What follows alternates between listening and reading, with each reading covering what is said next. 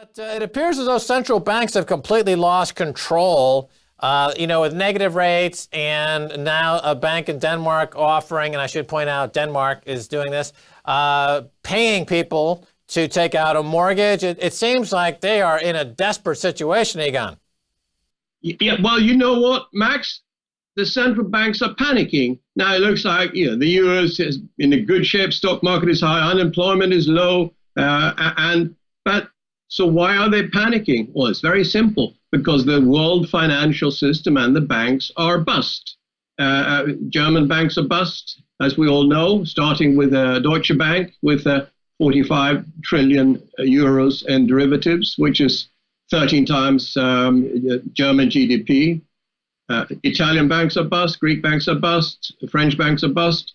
They haven't collapsed yet, but they are on the verge, and that the central banks know that, so they are panicking, and that's why we're going to see low rates, negative rates. You take Switzerland for example. You can borrow today a 10-year fixed mortgage for 64 basis points. 64 basis points. That's 0.64%. That's basically free. You borrowed $10 million for $64,000 a year.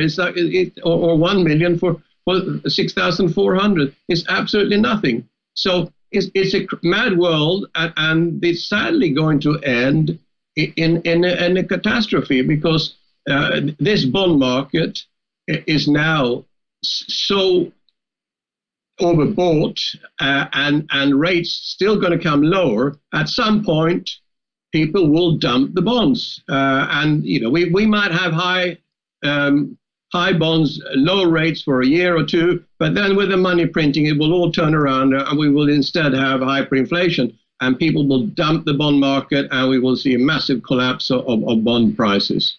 Right. Remember back in 1996, Alan Greenspan, who was then chairman of the Federal Reserve Bank, he warned that the stock market had entered a period of irrational exuberance, and then the NASDAQ melted up. It skyrocketed from that point forward, topped out, and then crashed 85%. And a lot of people are comparing this bond melt up to almost like a dot-com-like melt up situation. That's just a completely speculative bubble. It's amazing that people don't recognize that the bond market is that's the bubble. It's the biggest bubble probably we have ever seen, Egon. Absolutely. I mean, it's a roughly worldwide $100 trillion bubble, and we might see still slightly lower rates, but after that, I agree with you. That's going to be the most massive collapse. And of course, it will be also a debt collapse and a bank collapse, and if not government default, so unlimited money printing by governments, i.e.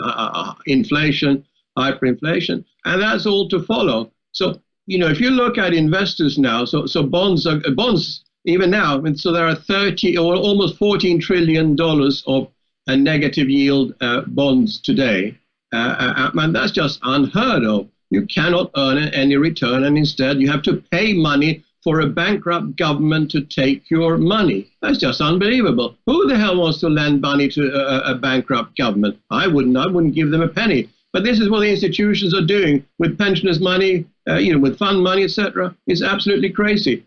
All currencies have fallen 80% since 2000. Nobody knows about that, because governments actually hide the fact that their people's money is being debased on a daily basis. We've seen the first 1,000 points down in the Dow so far. Now we have a small correction. The next one will be vicious, Max. The next one, I would expect that to be well below the 2018 December bottom. So I would see a fall, and that could be a rapid fall of maybe 5,000 points or more in the Dow.